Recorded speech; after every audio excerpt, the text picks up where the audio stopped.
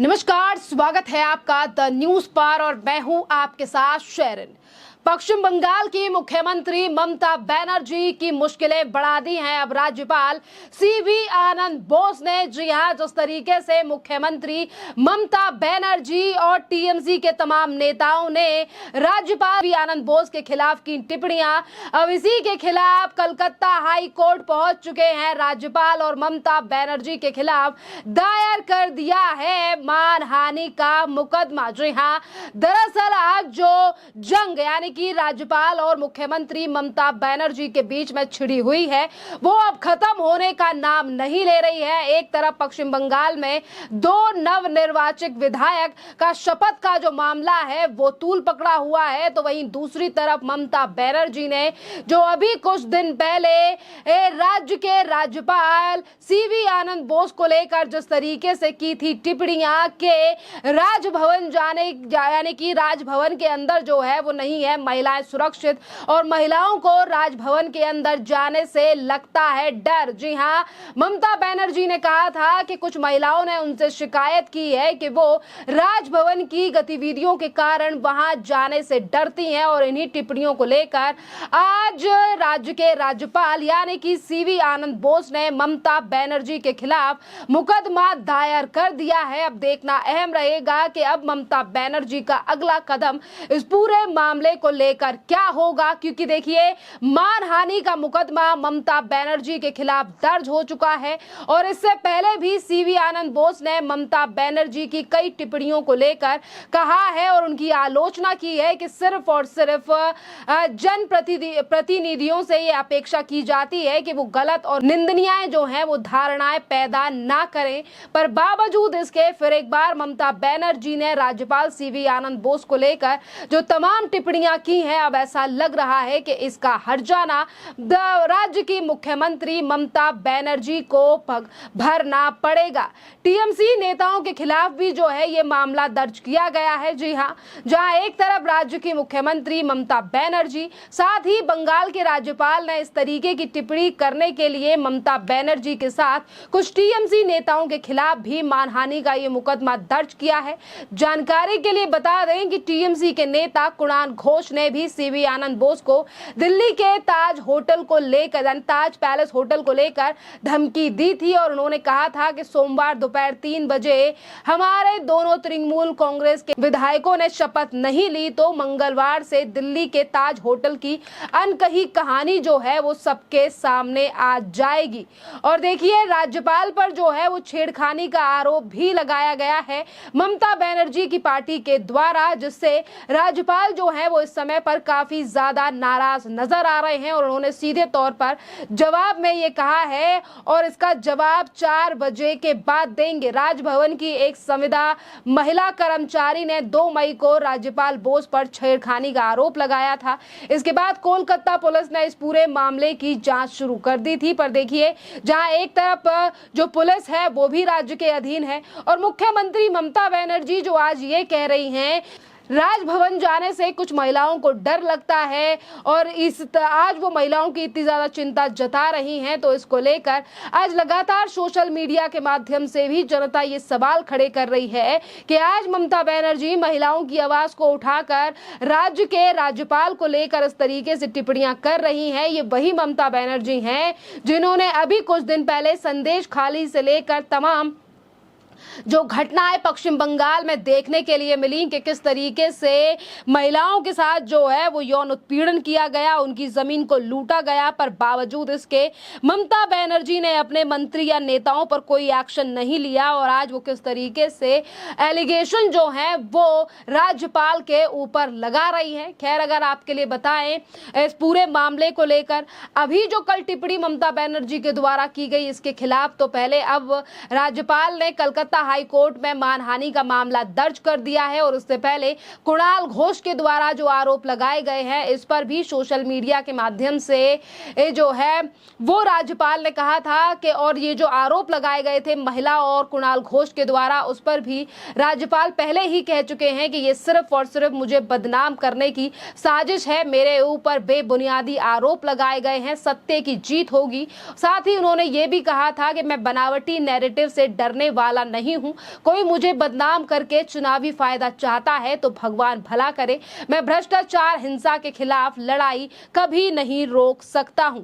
और वहीं आपके लिए बता दें कि आज एक तरफ राज्यपाल ने ममता बनर्जी के खिलाफ ये मामला दर्ज कर दिया है कलकत्ता हाई कोर्ट में, तो वहीं दूसरी तरफ चुनाव के बाद सिलीगुड़ी, दार्जिलिंग में जिस तरीके से बीजेपी की जो महिला हैं, लीडर्स हैं, उनके साथ जिस तरीके से अभद्रता की जा रही है, उनको घर से बाहर निकाला जा रहा है, उनके साथ मारपीट की जा रही है, आज इसी पूरे मामले पर जो है वो जांच और अपने कार्यकर्ताओं से बात करने और उस पूरे मामले पर संज्ञान लेने के लिए पहुंच चुकी है दार्जिलिंग। जी हां, भारतीय जनता पार्टी की नेता अग्निमित्रा पॉल और फागुनी पात्रा दोनों ही जो हैं वो आज बागडोगरा एयरपोर्ट पर पहुंची और यहां पर उन्होंने मीडिया से बात करते हुए महिलाओं के ऊपर हो रहे अत्याचार को लेकर ममता बनर्जी के ऊपर सीधा निशाना साधा है।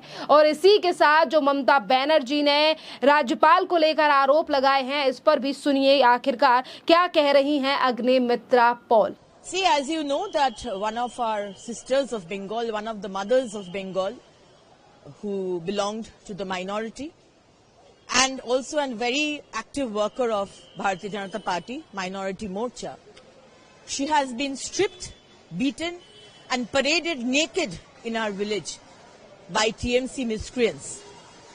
Till now some people have been arrested, but we have been sent here, that a team has come here on the instruction of our Honorable President, Dr. Shukanto Mojumdar. I am joined here by my Mahila Morcha State President, Falgunidi, Mahila Morcha General Secretary, Shashidi, MLA Shikha Chatterjee, MLA Malati Rava, MP Jayanto Rai. They will be joining us. It is extremely shocking as a woman to see every day this kind of things happening. And most shocking is there is no statement and no action from our female Chief Minister, woman Chief Minister Mamata Banerjee. This has been going on. She has made a big hue and cry. I'm sure it was a extremely shameless incident in Manipur also. But that time Mamata Banerjee was very active to send her team. Rahul Gandhi was very active to be there himself with Priyanka Gandhi. Where is Mr. Rahul Gandhi? Where is Mrs. Priyanka Gandhi Vadra? Where is Mamata Banerjee? Where are they? It's the same incident. So we want CBI investigation. Today we are here. We will be meeting the sister of us, and then we'll be going to the police to meet the SP or additional SP. But sincerely, honestly, we don't have any expectation from West Bengal police, nor from the police minister, nor from the chief minister. We want CBI investigation, and we would take it forward to the Women's Commission, to Minority Commission. We will write a letter to the Honorable Prime Minister, and we would see that, the miscreants and the culprits are given a strictest punishment. See, this is what is happening, in Bengal. Whenever there is atrocity on any women, especially with Bharatiya Janata Party, who is the only opposition right now in West Bengal. West Bengal police, under the instruction of the police minister, who is also our chief minister, Mamata Banerjee, says it's false, the case is false, we are lying, or they say that it's a family feud. It's a matter of the family, quarrel or something. So that's why we don't have any expectation. We want a CBI investigation because we will not tolerate, whether it is Manipur, whether it is Bengal, we will not tolerate our sister or a mother of Bengal being stripped naked and paraded in the village just because she is an active worker of BJP. We will not tolerate. I think it's a very right step which has been taken by the Honorable Governor, because Mamata Banerjee shouldn't think that she can say anything and whatever she wishes just because she is the Chief Minister of Bengal. When she needs some help from the Chief Minister, she would go there. And when the Honorable Governor doesn't listen to the Chief Minister or protest against her atrocities and the wrongdoings and the failure of law and order in Bengal, she puts a false case of molestation on the Honorable Governor. So definitely we congratulate and we want to thank the Honorable Governor for taking such a strong step against Chief Minister. The law is there, the court is there. If she has something to say, why isn't she going to the court? Let her go to the court. Why isn't she going to the Honorable President? She has been screaming, that we are unsafe, we can't go to the Raj Bhavan. Then till now, we haven't seen our Mamta Banerjee, Chief Minister, going to Rashtrapati Bhavan and complaining to Honorable President of India. Why isn't she doing that? She's not doing that because she knows that this is a false case and she just wants to play politics. Very low-lying politics. देखिए, सीधे तौर पर Agnimitra Paul ने ममता बनर्जी के ऊपर आरोप लगाया है और कहा है कि अगर ममता बनर्जी ये कह रही हैं कि उन्हें या फिर महिलाओं को राजभवन के अंदर जाने से डर लगता है, तो ममता बनर्जी इस पूरे मामले के खिलाफ पहले ही कोर्ट क्यों नहीं पहुंची। ये सिर्फ और सिर्फ इसीलिए है क्योंकि ममता बनर्जी यहां पर लोगों को डराने धमकाने या फिर राज्यपाल को काम करने देना नहीं चाहती हैं। इसी पूरे मामले पर कांग्रेस के नेता उदित राज का भी बयान जो है वो सामने आया है। सुनिए क्या कह रहे हैं उदित राज। ये तो देखिए, जो गवर्नर चाहे सब जगह है, वो गवर्नर न होकर के भारतीय जनता पार्टी का एक्टिविस्ट के रूप में वहाँ बैठे हुए हैं और अब विपक्ष की सरकारों को चलने नहीं दे रहे हैं। अनाप शनाप का आरोप लगाएंगे और पॉलिटिकल स्पीचेस देंगे, पॉलिटिकल कमेंट देंगे। जो गवर्नर का रोल है वो नहीं निभा पा रहे हैं। यह इस व्यवस्था में कुछ न कुछ सुधार होना चाहिए। और इसका ये मतलब नहीं कि विपक्ष की सरकार राज्यों में हो वो चले न और गवर्नर के द्वारा उन्हें हरास किया जाए। उदित राज की सीधे तौर पर बौखलाहट सामने आई है और वो ये कह रहे हैं कि राज्यपाल जो हैं वो भारतीय जनता पार्टी की तरफ से काम करते हैं बंगाल में और यहाँ पर सरकार को काम करने नहीं दे रहे हैं।